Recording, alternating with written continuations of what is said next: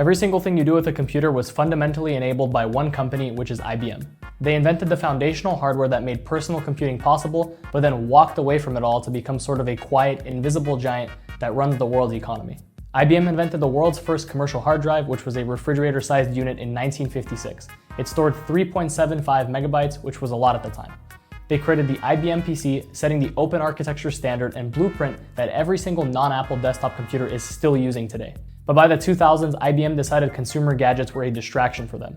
They never failed at the PC market, but instead they sold it off. First it was the keyboard production, then they sold the entire PC and ThinkPad laptop lines to Lenovo. IBM stopped making things for you and started running things for governments and global corporations, which is probably more lucrative. Today, IBM makes most of its billions through high-level software, consulting, and infrastructure. They're kind of like the keepers of the mainframe. Their servers process about 87% of all credit card transactions globally. You can't see them, but they're holding up the financial world. IBM is also an AI powerhouse, with Watson X leading their focus on generative AI and corporate data management. IBM is also pouring resources into quantum computing and designing the next generation of machines that may render today's security obsolete. They stopped making the parts and started running the systems, and it seems to have worked out really well for them.